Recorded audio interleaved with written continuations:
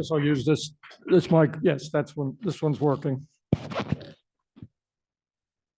Why are we here?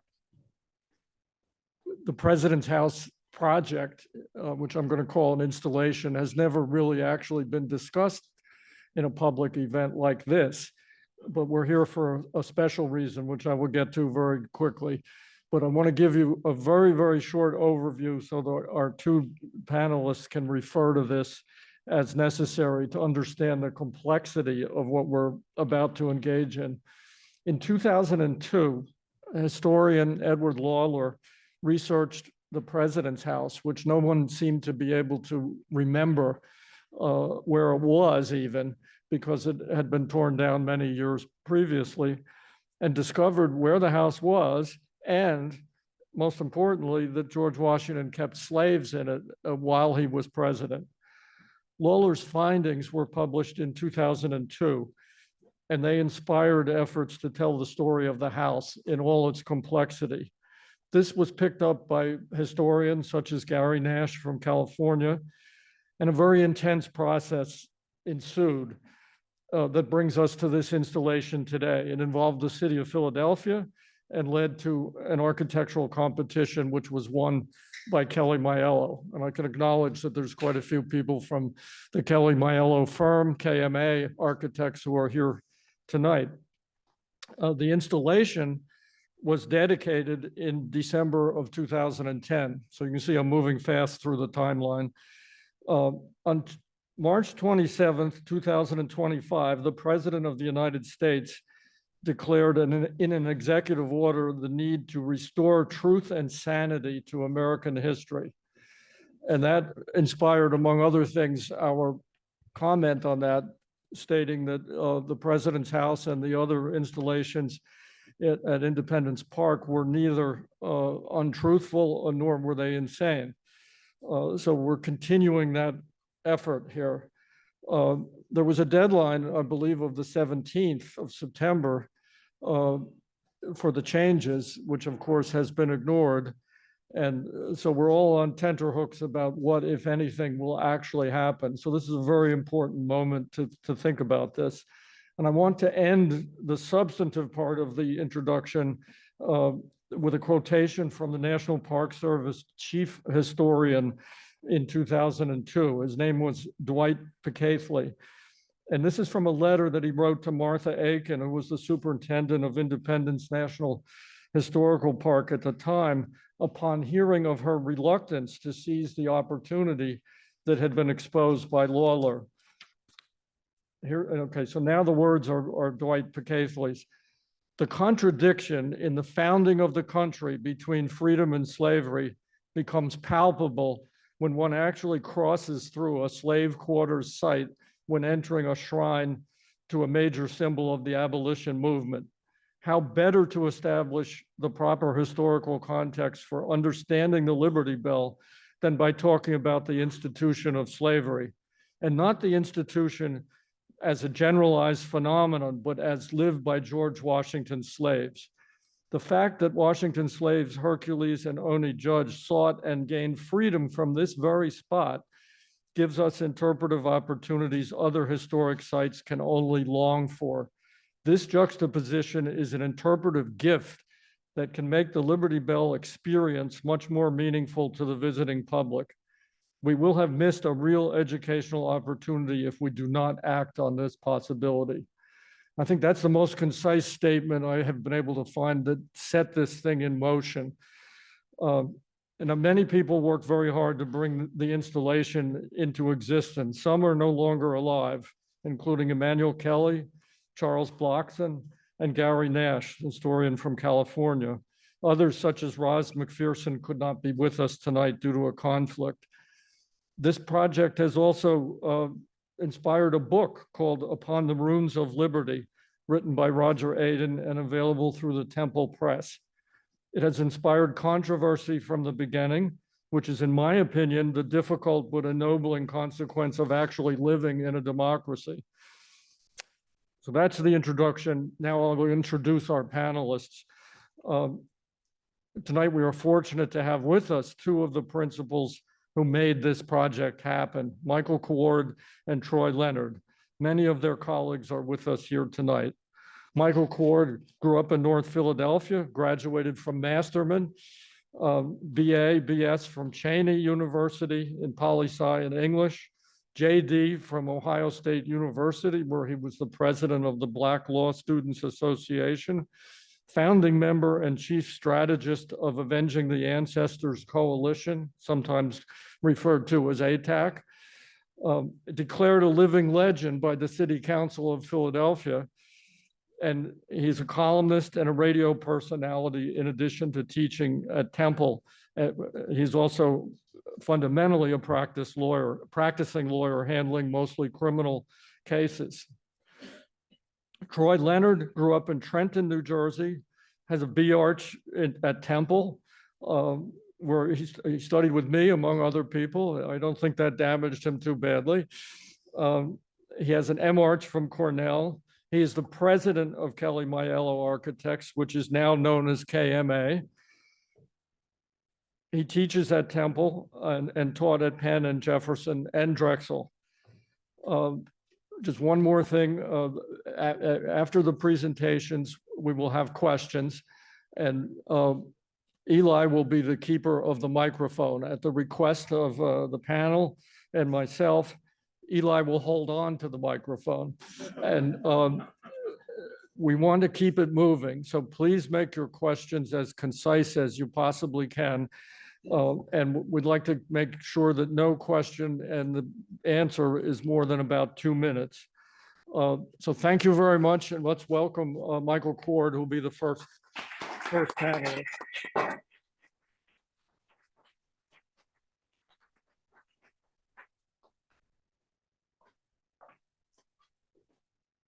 Thank you, George, for that introduction. Everything you said about me was false, except the City Council living legend. Most important part. But they don't teach IT and microphone stuff in law school. I have a lot I want to share with you all, and I'm going to try to squeeze it in. We put together a really impressive PowerPoint, but I'm probably not even going to refer to it because I got so much to share with you. I want to talk about that stuff, and if we have some time at the end, we'll get to the PowerPoint stuff. So here we go. Before I start my 25-minute presentation, I got to tell you that many people accuse me of speaking too slow. Speaking too fast, I should say. I accuse the audiences of listening too slow. So if you speed up your listening, we're all on the same page. Having said that, let's start from the beginning.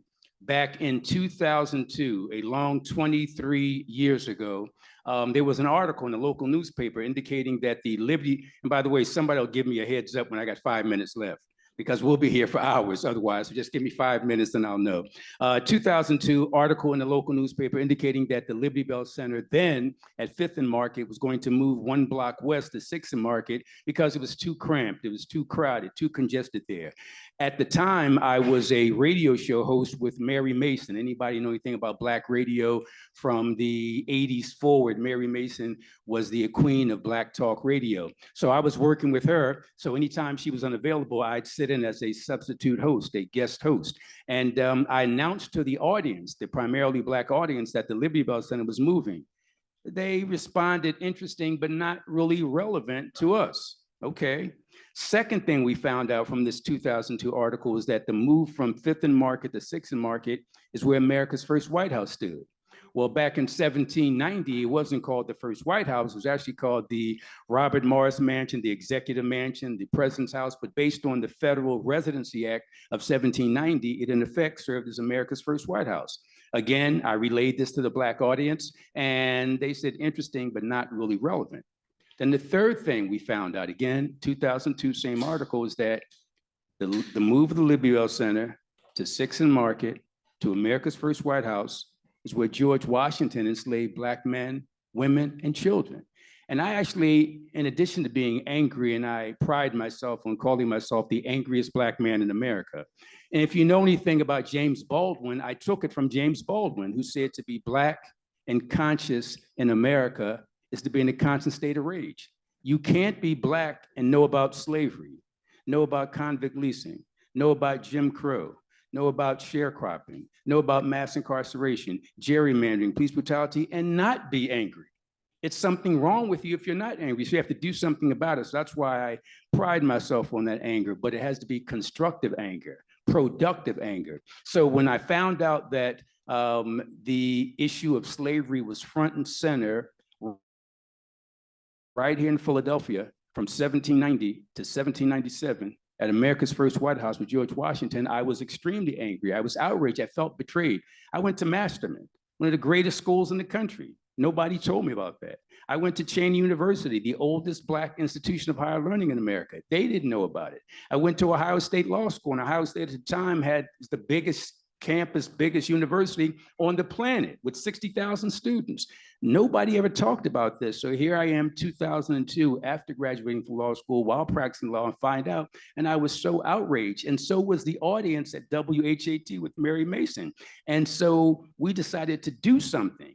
And a group of us met. Let me continue to name drop one of the greatest lawyers, Black or white, in Philadelphia history, Charles Bowser. Charles Bowser from the 70s and 80s was the dean of litigation, civil rights litigation, along with Cecil B. Moore here in Philadelphia. And I lucked up and worked for him.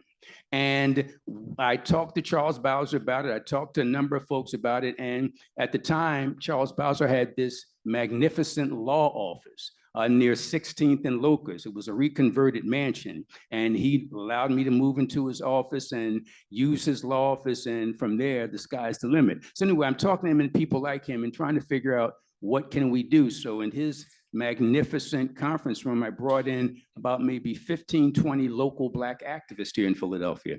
And I said, hey, did you know about this whole slavery thing in Philadelphia under George Washington? And by the way, let me just digress for a second, because every time we talk about slavery, I have to let people know what I'm talking about. I'm not just talking about losing your freedom. People lose their freedom every day when they go to jail, but they keep their name, their language, their culture, their religion, their family. We've all had horrible jobs that we've hated, but you go in for 8 hours, 40 hours a week, you get paid, you come home. Imagine that same job. You don't get paid, but you get beaten and whipped and raped and bought and sold, not just 8 hours a day, but 24 hours a day, 365 days a year. The whole concept of being owned by another human being, we have to pause and think about that. You're actually the property of somebody else. Your son is not your son, it's your master's son.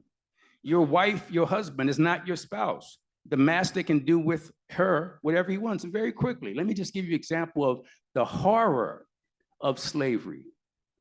In South Carolina and many so-called slave states, there was a law that says that if an enslaved woman was raped, she could not file criminal charges against the rapist. If an enslaved woman was raped, her quote unquote master couldn't file criminal charges. If an enslaved woman was raped, she couldn't file a civil lawsuit, but her master could file a civil lawsuit for damage to his property.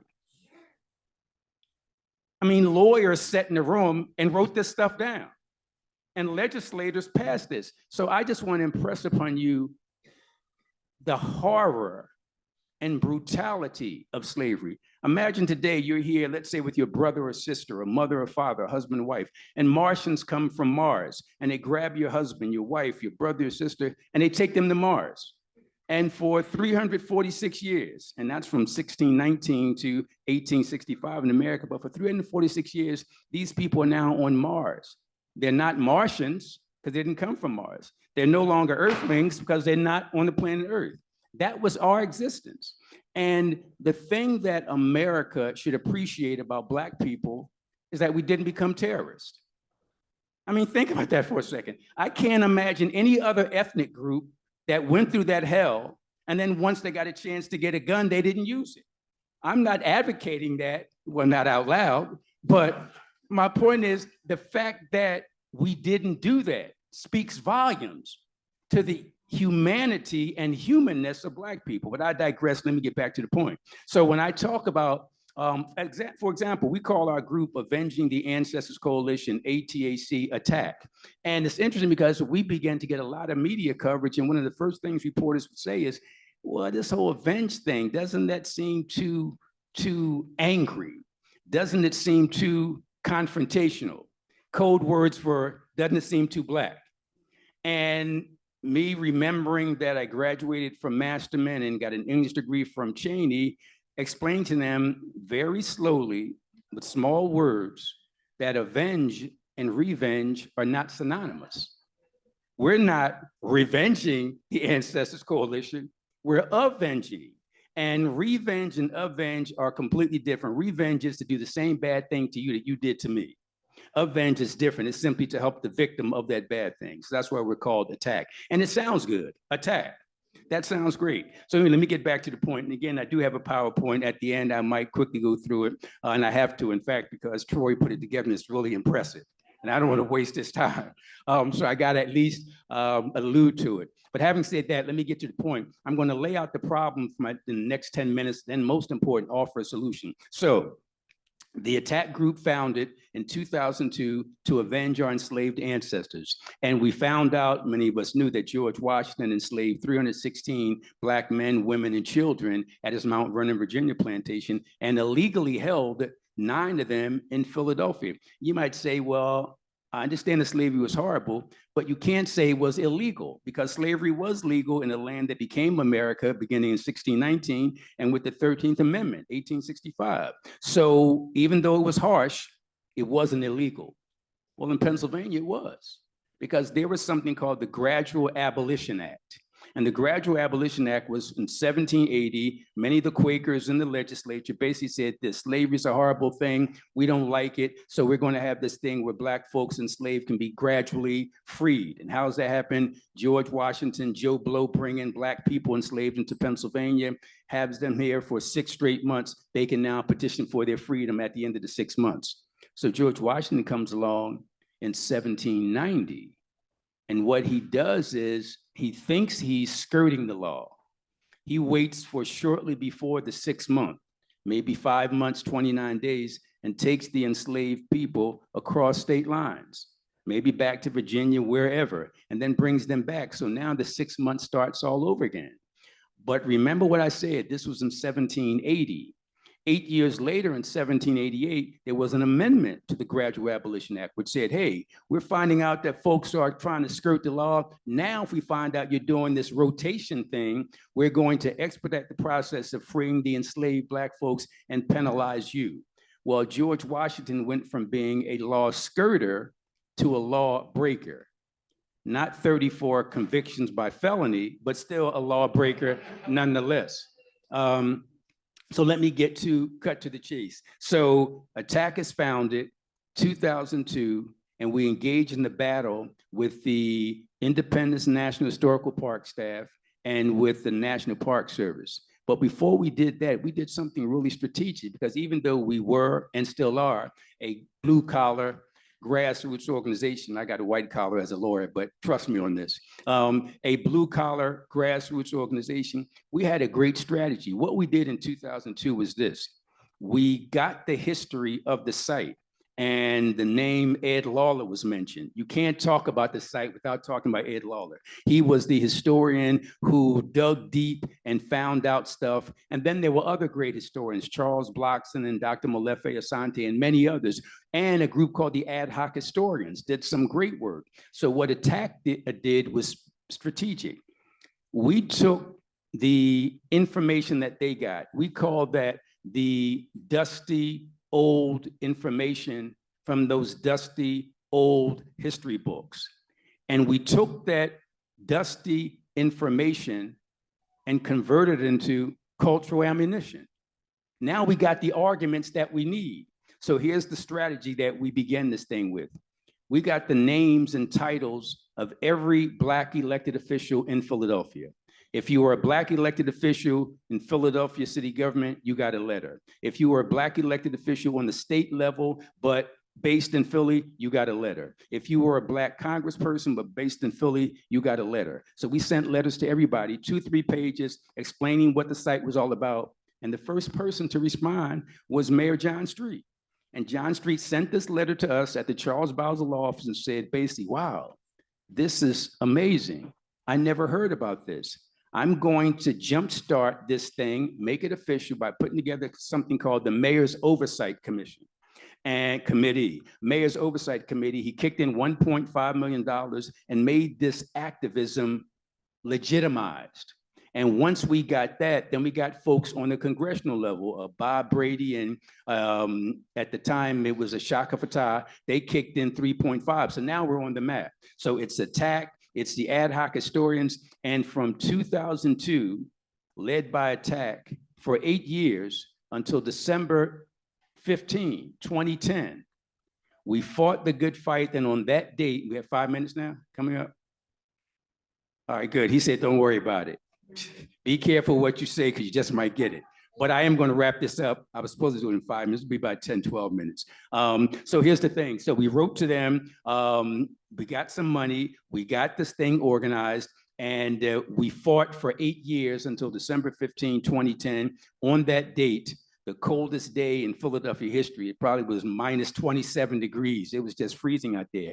But I paused for a second because I had on my winter coat, my gloves, my hat and all that.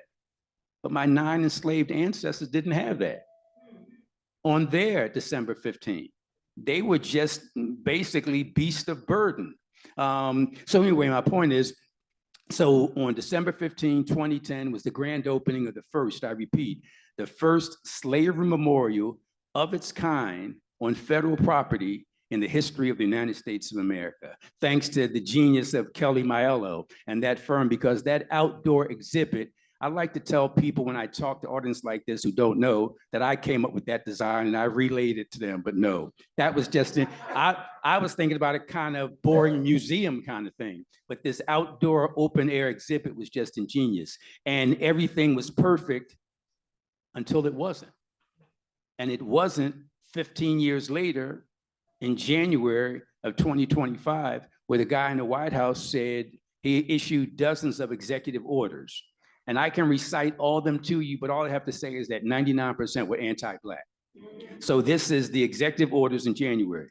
Fast forward to March of 2025, he issues more executive orders, but this time he says, hey, I'm looking at these historical sites around the country, and I don't like what I'm seeing because they are, quote, inappropriately disparaging, unquote, Americans past and living. And first of all, you can't really debate with liars because you can't win that. You know, I saw something on social media, which was a great point. It said, you can't play chess with a chicken because a chicken will simply shit on the board and strut around like he won, no matter what you do. So, pardon me for dropping the S-bomb, but my point is, why play that game of chess with the chicken? It's a no-win situation. So when I hear this guy in the White House talk about inappropriately disparaging, you know, my knee-jerk reaction is to argue that, no, this is all historically sound and it's been vetted and we know what we're talking about, but none of that matters. And so why even bother with that? So when he issues this executive order in January, he basically says, I don't like Black people, and I'm writing an executive order saying I don't like Black people. Then fast forward to March, and he says that he doesn't like the sites that inappropriately disparage. And by the way, the last time I checked, the truth does not inappropriately disparage anybody.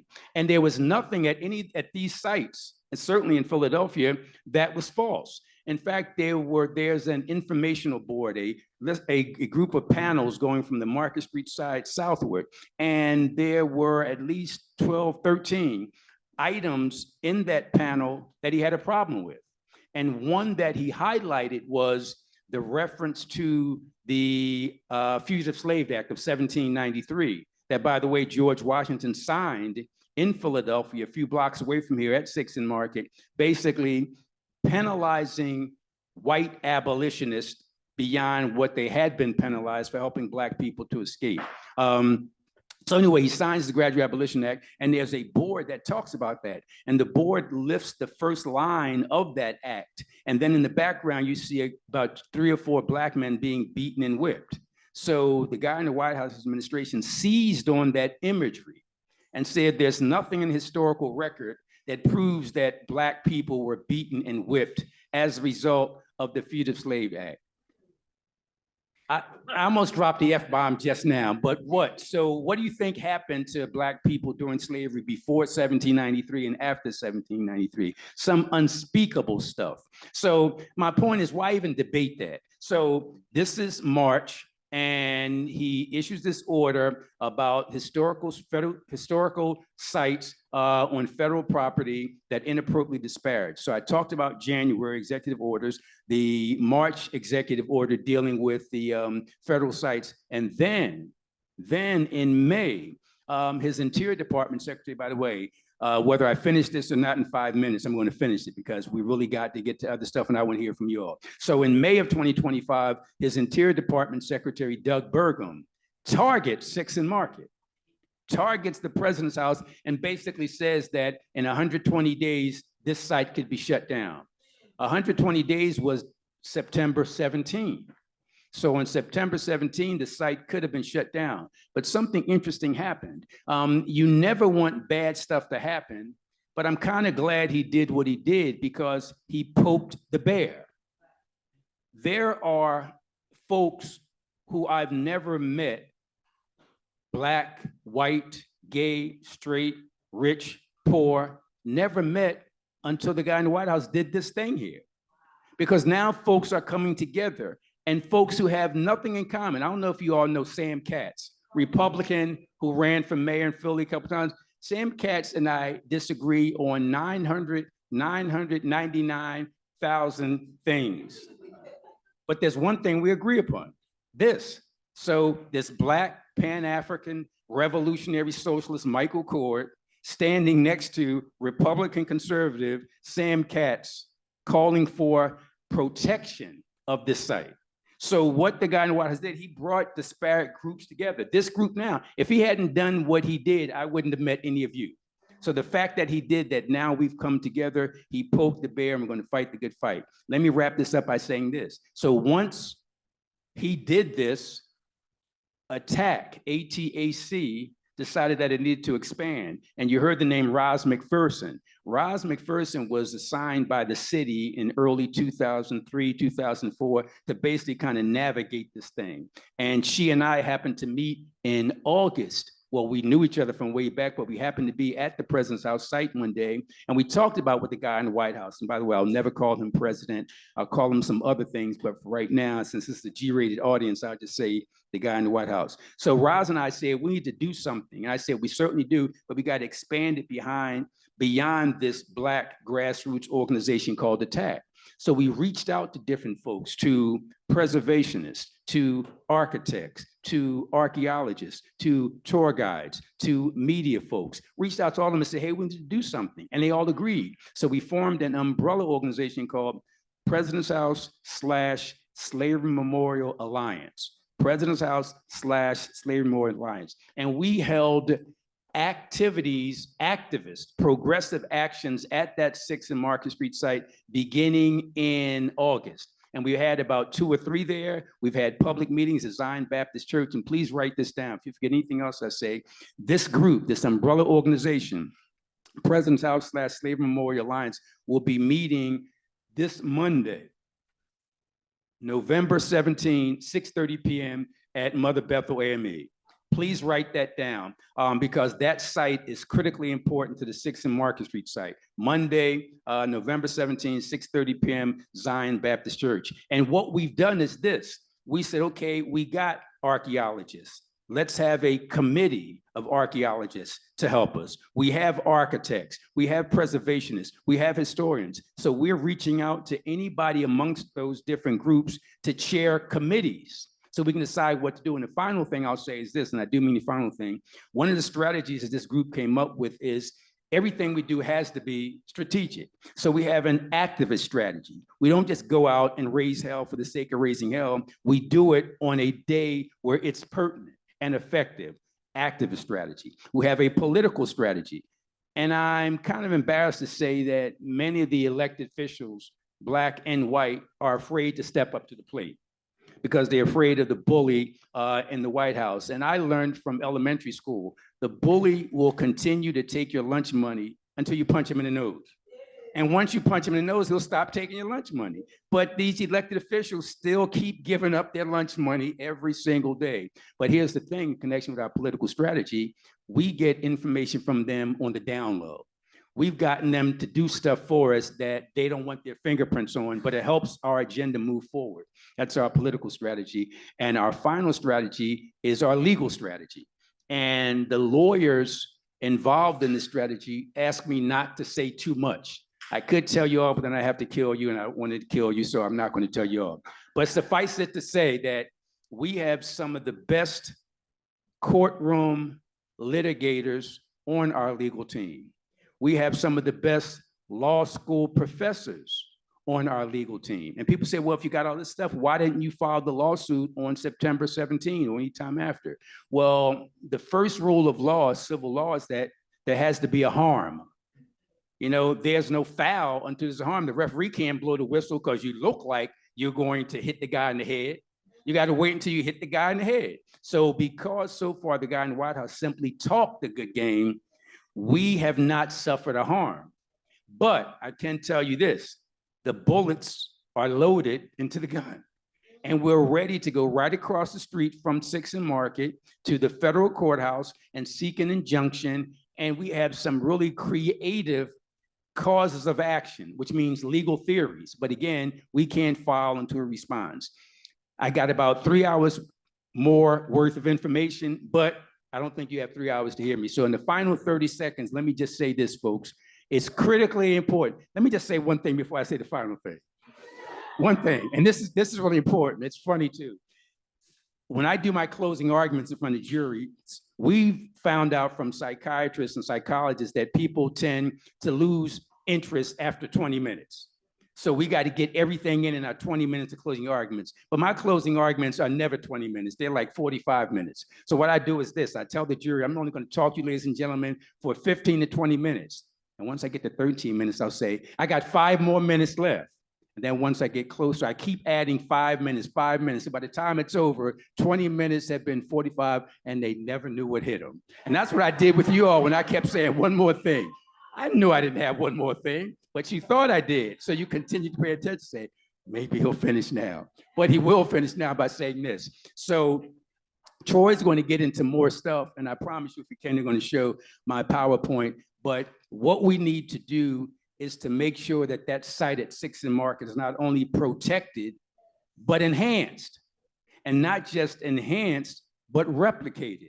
What we've been able to do with this alliance is to reach out with other groups throughout the country to do a bunch of stuff. And I was almost going to say one more thing, but that's it. Show up at the meeting November 17. Thank you very much.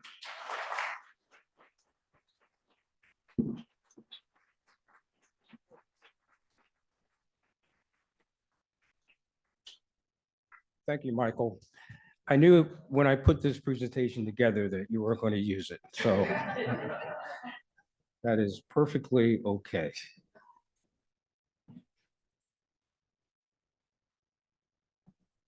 And by the way, unlike Michael, who said that he's accused of talking too fast, I've been accused of talking too incoherently. So let's hope it changes tonight.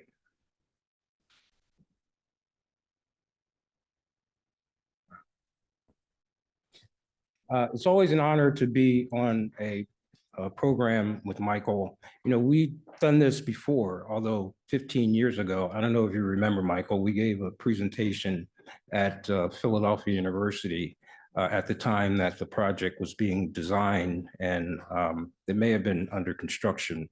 But it was a different time back then, and it's unfortunate that we have to get back together under these circumstances.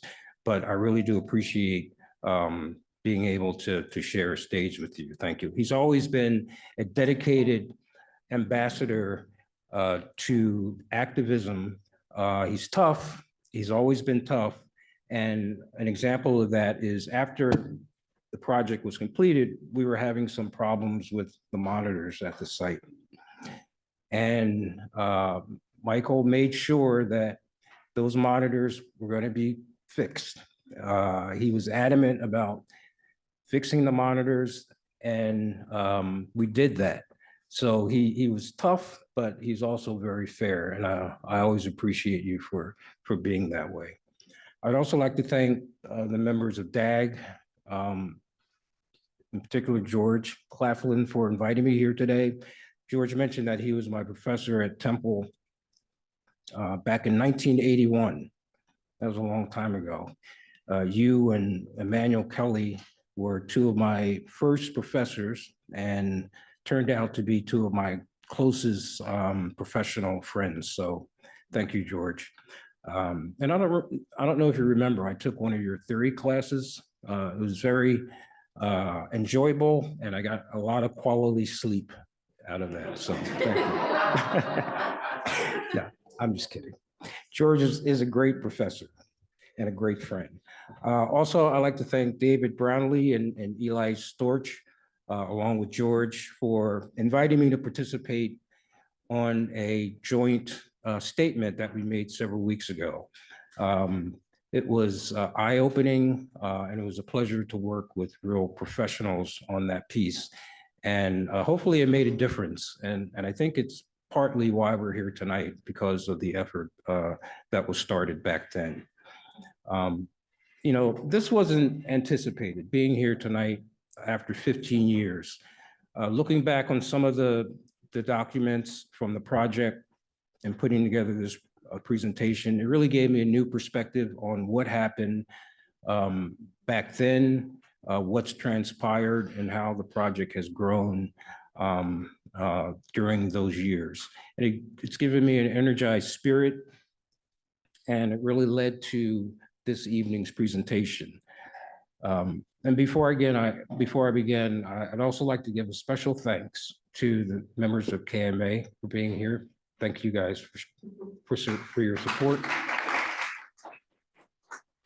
And in particular, I'd like to thank Abby Freed and Mariano Emmy Mate, who are responsible for the graphics of this presentation. They did a great job, so thank you.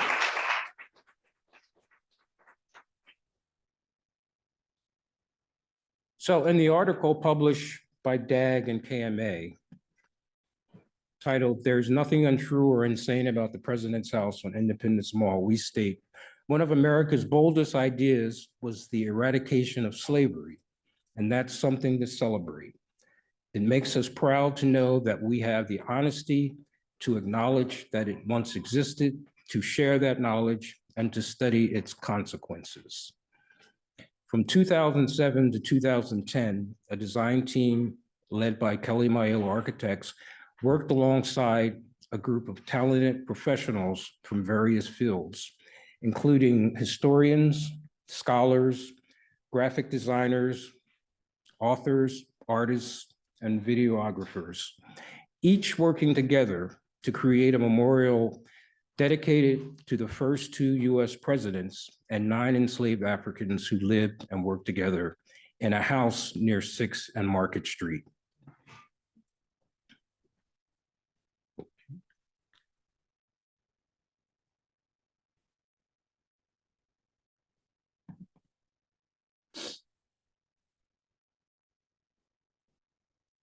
There we go. Okay. But we didn't work alone. We collaborated with dozens of diverse stakeholders from more than 19 organizations, including government officials from the National Park Service, the Independence National Historic Park, the US Congress, the City of Philadelphia, including the Mayor's Office, local entities from the African American Museum in Philadelphia, various churches, activists, and community groups, most notably ATTACK, and other professionals, including ad hoc historians from distinguished universities, award-winning artists, architects, curators, and archaeologists.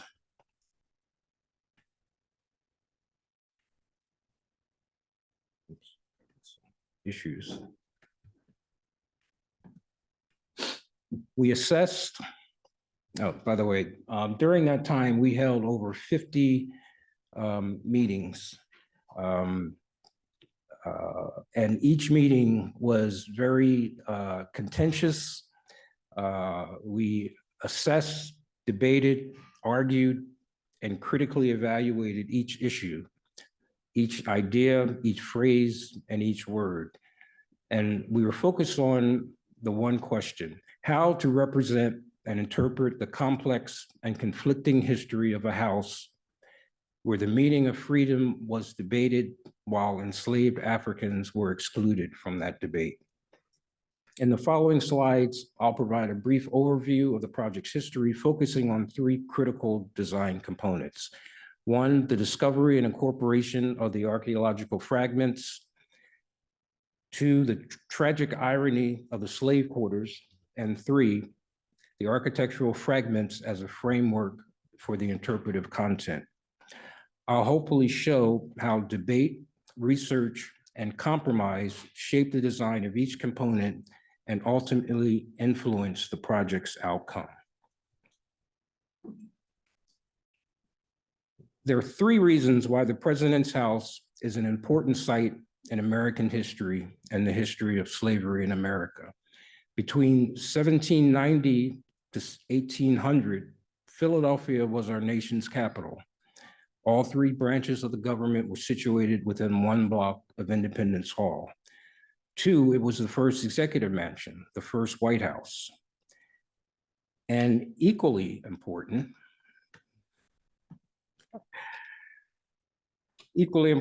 at a time when our country was declaring that all men are created equal, George Washington, between 1789 and 1797, did several things, including he signed the Fugitive Slave Act into law in 1793. He resolved to free all enslaved Africans he owned. He didn't do that. He held 9 enslaved Africans in the house, and he relentlessly pursued Oney Judge for many years afterwards, after she escaped. The house itself was built in 1767 and was occupied by various owners, including General Sir William Howe and Benedict Arnold, during and after the British occupation of Philadelphia. In 1790, it served as the first executive mansion until 1800, when John Adams moved to the newly constructed White House in Washington, D.C. Thereafter, the house remained privately owned until most of it was demolished in 1832. But the east and west walls remained intact until the construction of Independence National Historic Park in 1952, when a public toilet was built in their place in 1954. This is a photo of it finally being demolished. But the present day story of the President's House begins in 1997, when the National Park Service and Independence National Historic Park commissioned a master plan for the redesign of the park. It included Independence Visitor Center, Independence Park Institute, National Constitution Center, and Liberty Bell Center. But there was no acknowledgement of the President's House. It wasn't until 2002, as the master plan was nearing completion and following Ed Lawler's research, that the entire history of the President's House was revealed. What followed was a dedicated and sustained effort, spearheaded by ATTACK and others, to appropriately honor the site and the long ignored story of slavery associated with it. And that effort paid off in 2004 when the City of Philadelphia and the National Park Service issued an RFQ for the design of the President's House commemorative exhibit through an open competition. There were 3 core design requirements that you see on the screen.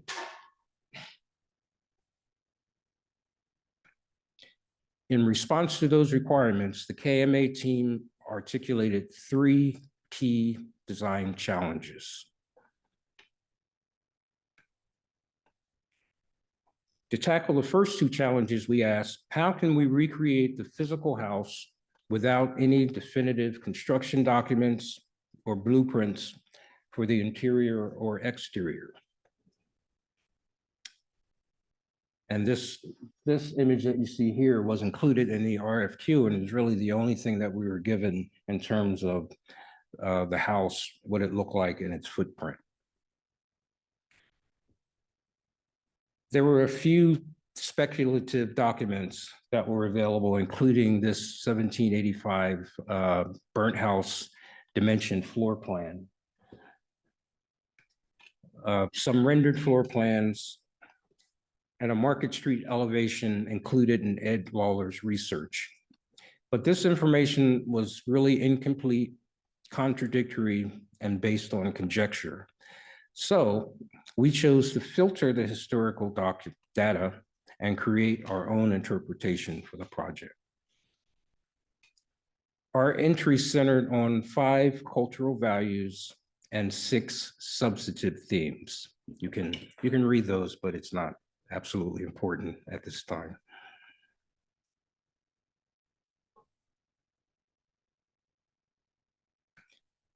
The themes are represented as a collection of stories or dialogues via visual media, voices, and graphic panels.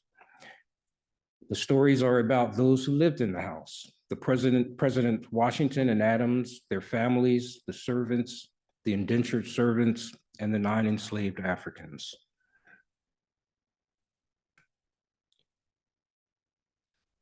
The architecture acts as a collection of fragments that serve as a vessel, a container of stories, contrasting the executive branch of government with the lives of the enslaved, creating a dramatic tension.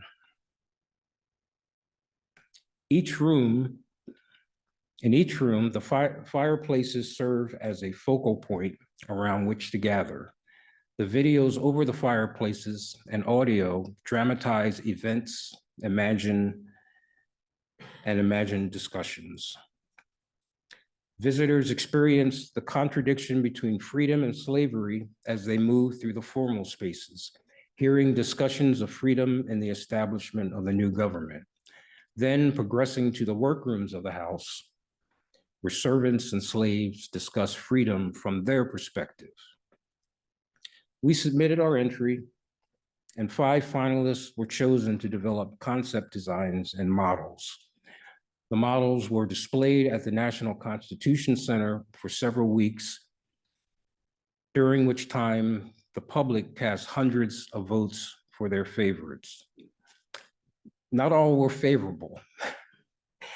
As a matter of fact, Ingrid Saffron wrote a scathing article about the submissions, describing them as a dispiriting collection of textbook-style architectural forms. Well, regardless of her criticism, the KMA was selected as the winners of the competition, and we're grateful for that.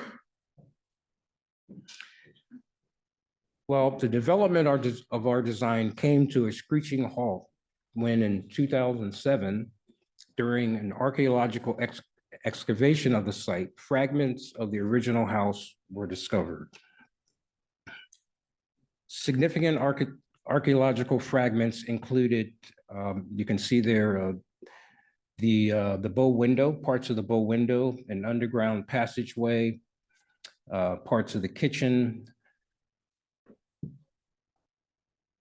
and the rear wall of the main house. The excavation drew over 300,000 visitors from May to the end of July and became a national story. Due to this unexpected development, the City of Philadelphia and the National Park Service, along with the community, directed KMA to explore options for integrating the findings into our proposed design. Our main concern was that the potential of this change could completely alter the design direction. This had a real chance to change our original proposal, and we were really concerned of what that might do for the future of the project, not only in a schedule-wise manner, but also cost-wise as well. So from July to October of 2007, we created 3 options for integrating the archaeology into the design. In option 1, we decided to cover the archaeology with a roof, essentially framing the archaeology and extend the Liberty Bell Center in a temperature-controlled structure. What you're looking at is an extension of the Liberty Bell Center roof, and the archaeology would be in a controlled indoor structure. Option 2A was a subterranean solution. In this option, the archaeology is covered, but we allow visitors to access it underground. This would have necessitated adding an elevator and a stair, and visitors would be amongst the archaeology via a above ground or above archaeology walkway. And then as a subcomponent of this design, the archaeology remains subterranean, but because of environmental concerns, there would be a viewing platform, and the visitors would remain outside of the archaeology, but have direct access underground. And then option 3, this is a plan of option 2B. And then option 3 is what we call the glass vitrine. In this option, we frame the most significant fragments which are on view from above. For each of these options, we debated several key issues. How does it emphasize the authenticity of the site? How well does it retain the original conceptual plan? And how does it balance the archaeology and the story? So in October of 2007, after a thorough review process, the glass vitrine option was chosen, mainly because it best maintained the original design while emphasizing the reality and authenticity of the site, and struck a good balance between the physical bricks and mortar and the storytelling potential. There is a clear link between the genuine fragments below and the physical interpretation above. The view enhances the reality of the house's commemoration and the events that occurred there. It employs an abstract architectural language of glass and steel, contrasting with the more figurative fragments. The choice of the glass vitrine was one of the most pivotal decisions in the entire project, because it gave authentic power to the house right at its center. If the archaeology provides indisputable evidence of the house's authenticity, the location of the slave quarters significantly contributes to the story's dramatic tension.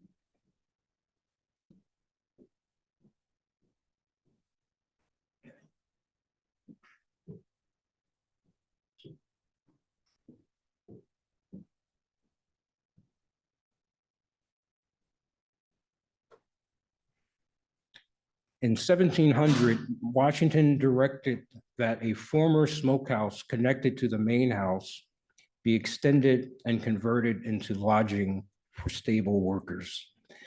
The slave quarters is a 12-foot by 9-foot by 12-foot high room that sits 10 feet from the entry to the Liberty Bell Center. It's been said that as you enter this heaven of liberty, the Liberty Bell Center, you literally have to cross the hell of slavery.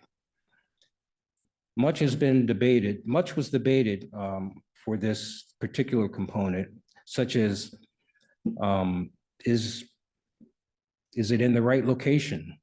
Or how best do we represent such a tragic space? We explored materials and colors that evoke the raw essence of the imagined environment,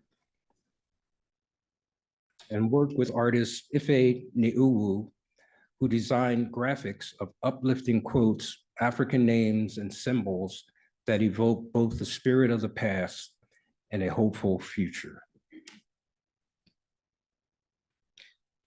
The final component that I'll share with you is the architectural fragments and interpretive content. The walls, door, windows, and chimneys serve as a framework or armature that defines the boundaries within which the historical drama unfolds. They, along with the interpretive content, are active and integrated participants in the container of stories. There are 24 thematic panels which provide historical context, 5 videos that dramatically represent the lives and actions of the people, and 7 label panels that accompany each of the videos. The interpretive content proved to be the most intensely debated component of the project. Specifically, how will the essential contrast of slavery and freedom be addressed throughout the entire President's House site? You've heard of the saying, a picture is worth 1,000 words. In the case of our discussions, words and pictures were everything. Questions centered on what stories to tell, whose research to use, how and where is the content presented. And that's not even counting what the discussion was for the videos. It was all of that plus who are the actors? What are they going to wear? How does the tone or how do you set an appropriate tone for the videos? All of these things were critical and discussed throughout the entire process of the 4 years that we held meetings. A few passionate statements from the debates were, we need to note that the presidency was invented in this house. This information should be on panels. Or, I want my grandchildren to meet these people. Miss Oni and Mr. Hercules, people with dignity who were here when the country was founded and who were respected. And then there were some others, such as the presidents have gotten lost in the president's house. But I'll end with one of the most poignant comments. The contrast of slavery and freedom is the most important concept of the project. This notion must be fluid throughout the house. If visitors don't get this, they will miss the entire idea of the installation. I'll conclude by referencing this evening's theme, activism and design in the creation of the President's House Slavery Memorial Site. I believe that truth is fundamental and essential to democracy. Activist architecture, rooted in its physical presence, can assist the democratic process by giving form and visibility to the forgotten, unheard, and unseen. Since its completion, the President's House has become a consistent contributor to the Independence National Historic Park landscape and an active participant in promoting democratic thought and action. It serves as a vital platform for sharing the significant American story that might otherwise have been forgotten. Its integrity must be protected. Thank you.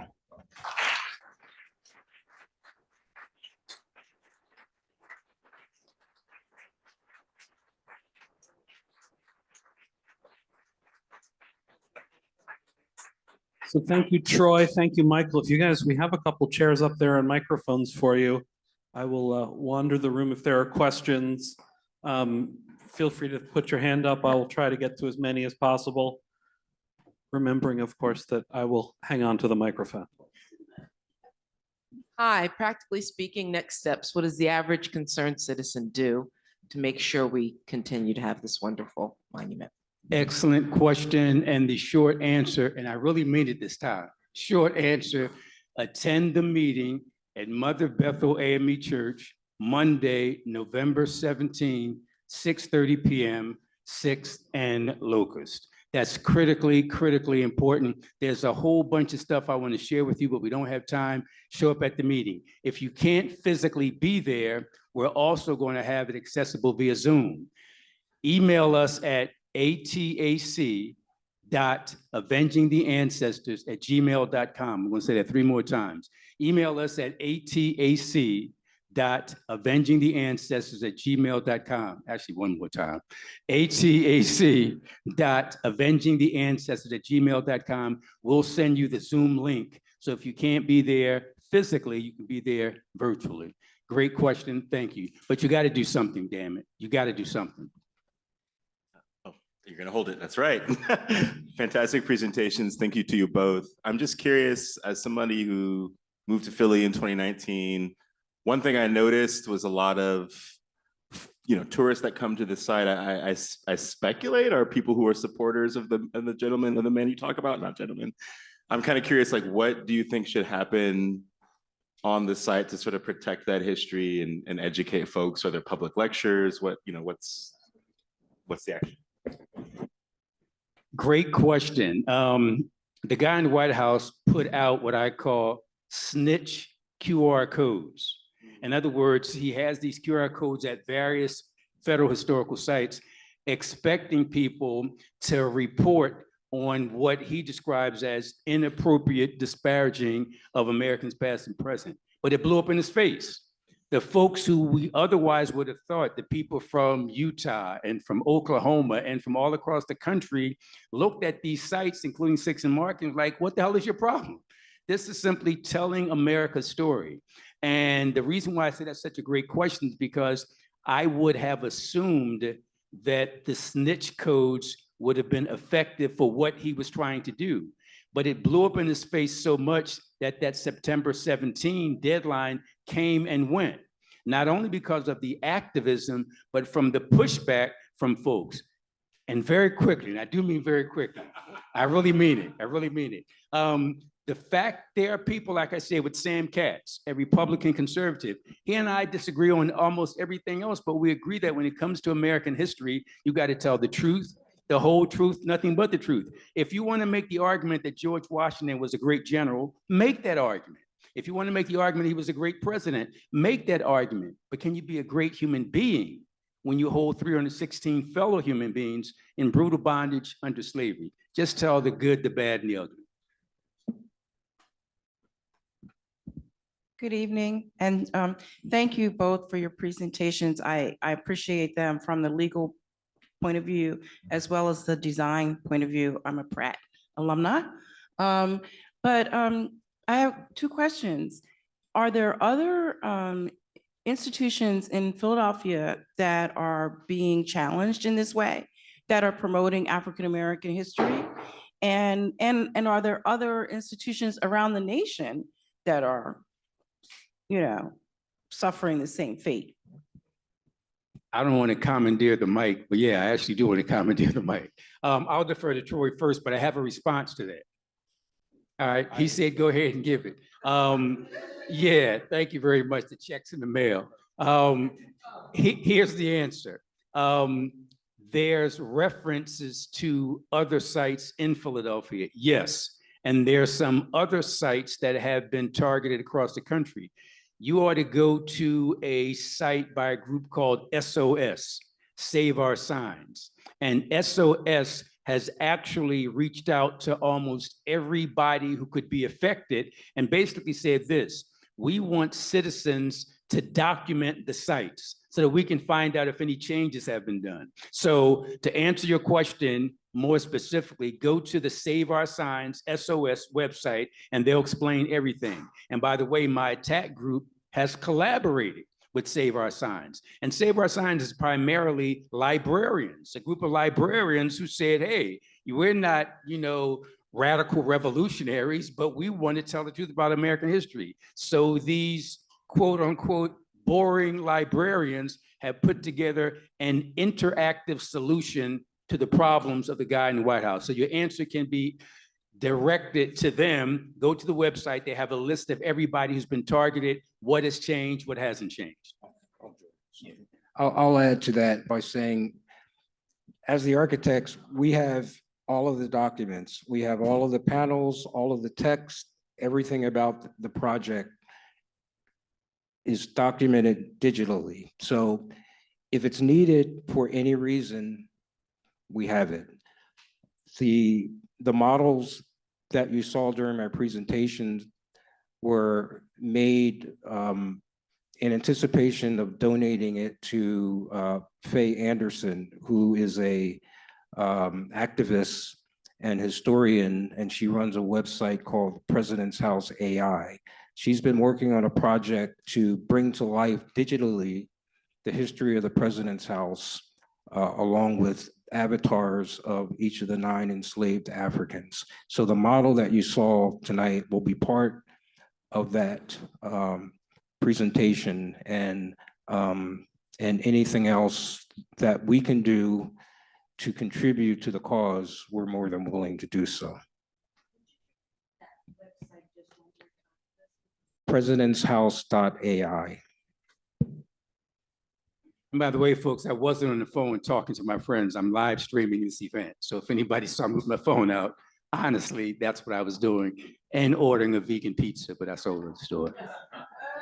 Question, specifically, do you have anything in writing or verbally from the current administration as to what their plans would be? Great question, and I'm going to give you a lawyer's answer. We wrote and I'm speaking slowly so I don't say the wrong thing. On September 11, we wrote a letter to the local head of Independence National Historical Park, based in Philly, a letter to the local head of the National Park Service. And here's what we said. Hey, we're getting information from reputable media outlets that X, Y, and Z is going to happen, but we don't want to respond to media reports. Please tell us specifically what you have done and what you haven't done. We had that letter delivered by messenger. We had it delivered by overnight postal service. We had it emailed. Never got a response. It gets even better. We then had some volunteers in attack to call the local offices of Independence National Historical Park and National Park Service. Nobody answers the phone. One of our members was able to reach somebody on September 18 after literally 50, 60 calls. The person answered and we said, hey, we sent a letter and we need to know specifically what the plans are. And the person said, sorry, I don't really work here. I'm a volunteer. And besides, the White House told us not to give out phone numbers. That's a true story. So short answer, no. And then on September 19, Interior Department Secretary Doug Burgum showed up in Philly. And we showed up in Philly. And we were yelling and making noise, and we tried to deliver to him that letter, but his security wouldn't let us get near him. I don't know if any of you know Stephen Pierce. He's a local reenactor, a really cool guy. And he was yelling to the Interior Department Secretary, but he never got a response. And the short answer is no. And to be quite candid, our letter was basically the opening salvo for what might be a lawsuit, but they ignored us and haven't responded. And by the way, if anybody wants the letter, it's a powerful letter. It's a powerful letter that has my signature on it from my law office representing attack, but we're all family here. I didn't really write it. Our legal team wrote it, and it's a powerful letter. I mean, a powerful letter based on law and fact. And if you email that attack email address, atac.avengingtheancestors@gmail.com, somebody will give you the letter. It won't come from me, but somebody will give you the letter. It's a powerful letter, the opening salvo to potential litigation. But short answer, no response. Hi, can you hear me? Yes. Hi, good evening. Thank you so much for your presentation. I give historical bar crawl tours inside of this area. And I did notice that this site is not often included on those historical tours. I included in my tour. I don't know what everyone else is doing, but I was wondering and I was curious if you've checked to make sure that on like the hop on and off bus tours or any type of tours inside the city, that they are stopping at this site and speaking of its historic relevance. Thank you for volunteering to do that for us. And I really mean that. We are an activist organization. Nobody, quote unquote, works for ATTAC. We all have regular 9-to-5 jobs, family. So there's a bunch of stuff we would like to do, but don't have the personnel to do it. But what you just said is critical. We don't know who's talking about that site. But I really meant it when I said I'd like somebody like you to chair that committee. And if you're interested, or anybody interested, please email us and say, hey, I'm the person who raised the question. I volunteered to work with ATTAC, work with the Alliance to find out who's saying what. I think that's a great idea. I'm hoping you have the time to help us with that. But the short answer from our standpoint, no, we haven't done it. I wish we had, and now we will. But thank you very much. I have a simple question. Maybe it's simple. I'll try to get quick. My experience with the bully, because I don't say his name, is that as long as he feels that he's got 70 million co-conspirators, and you know what I mean, he doesn't really care about us. And so do you share my sense that unless white people join us in rebelling against his behavior, we don't have a shot? Because he just doesn't care. That's absolutely essential to the success of this movement. A Black-led activist organization, ATTAC, was able to do its thing. And by the way, it was Republican president in 2002, but it wasn't a psycho. And I want to go beyond that, but I'm not going to say what I'm really thinking. It was at least somebody who you might have ideologically differed with, but could engage in conversation. You can't do that here. So our approach is to make this ATTAC organization literally a politically diverse and multicultural organization. That's why the imagery of a white conservative Sam Katz standing next to a Black socialist, Michael Coard, saying the same thing will get us where we need to get. And this alliance group that I just mentioned has blown up. So to answer your question, yes, we've done that. Yes, we're doing that. And it's working.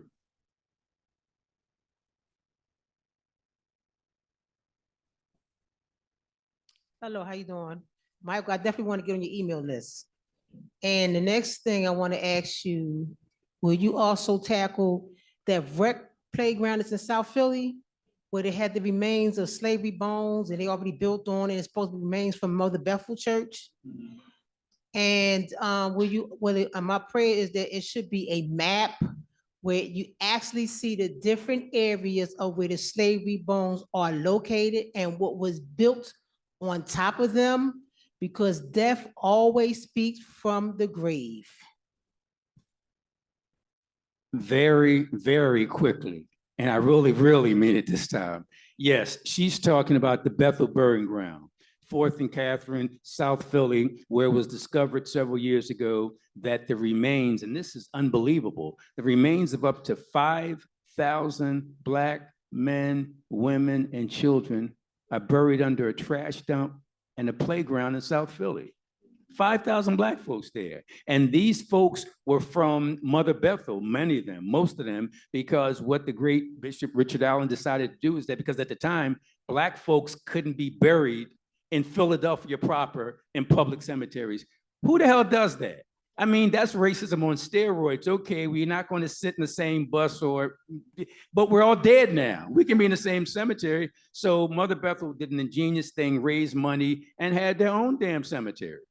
And what happened is they had, and it's a very long story, but bottom line is only maybe I'd say about 70% of the cemetery was used as a cemetery. 30% was basically vacant land. So they would allow white businesses to store their belongings, almost like a mini warehouse.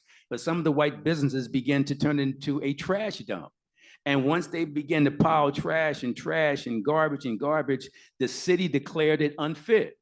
And that's when the city then put a playground, the Wekico playground on top of it. So you got my ancestors, 5,000, you got a trash dump, and then you got a playground. 5,000 Black folks there.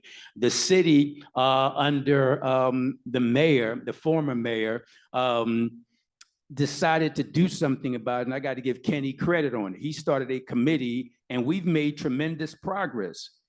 But I understand from the current administration that we're falling short of funding, so it's on hold. But there is a design, there is a plan to quote unquote avenge those 5,000. It's just on hold now. But everything that needed to be done has been done. I'd encourage people to Google Bethel Burying Ground. Thanks for asking.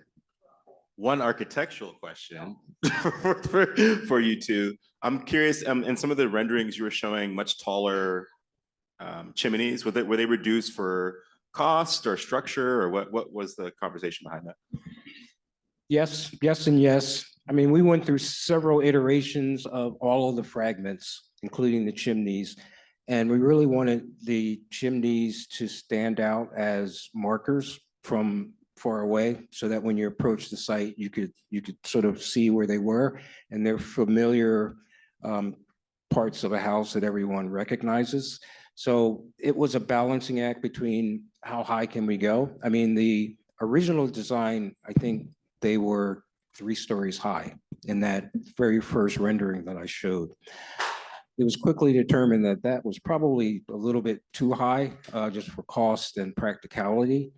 And then we started investigating, looking at different options with different types of materials, brick, marble, et cetera. And I think the final version is based on how far away you can see the tops of the chimneys, and we were comfortable with that compromise. I have one more question. Next year is the 250th anniversary of the nation. Obviously, Philadelphia is front and center of this, and this site is key to that. What do you think the implications are of that? I've felt personally like we've been a little bit protected because of that. We haven't had the National Guard come in. I feel like the president's been hesitant to like call out Philadelphia and step on us because he's going to be here next year for all this hoopla. And it seems like it's a volatile thing to like go after this at this time. Does anyone else have an opinion about that? Yes, but I can't share it. There is something in the works that's about to be finalized. I probably said too much, so I'm going to stop right there. But don't worry about it. We got it. So we got time for one more here. What was the role of the Quakers at that time in this issue with the slaves? I'm prepared to respond, but I've said a whole bunch, and I will if nobody else will. Anybody want to respond? The short answer is that the Quakers have always been on the right side of history. No doubt about it. Yes, there were some Quakers who were involved in slavery, but you're always going to have some bad apples. So the short answer is that Quakers have always been on the right side of history. And in regard to that Gradual Abolition Act, that Pennsylvania law, that was pushed primarily by Quaker activism. So the Quakers have always done the right thing. I know, for example, Ben Franklin, a Quaker, but he in his newspaper put escaped slavery ads in his newspaper. So even some Quakers have done the wrong thing, but overall Quakers have done the right thing. So the short answer is that done the right thing. Very, very, very quickly, one more thing. I know that people mean no harm when they say slaves, but we in the African community stay away from that because Black people weren't slaves. They were enslaved human beings. They were before the Europeans, specifically the Portuguese, came to Angola, there were African farmers, African plumbers, African teachers, African soldiers. They weren't slaves. In fact, the word slave is the European word regarding the Slavic people, the Russian people who were brutalized for a long time by the Germanic people. So the word slave is from the Slavs. That's not from the Africans. But again, I know many of my African American comrades go ballistic when they hear the word slave. But for me, it's based on what the intent is. And often 99% of the people who I hear use the word slave mean no harm. They just weren't aware that it's a European term from the Slavic people, but Black people, I would often hear people say they brought in slaves from Africa. It weren't any slaves in Africa. It was Black people who didn't have guns in Africa. That's what it was. Well, I think that's the spot where we're going to leave it tonight. Yes. So thank you both so much for coming, for sharing with us, for all this information.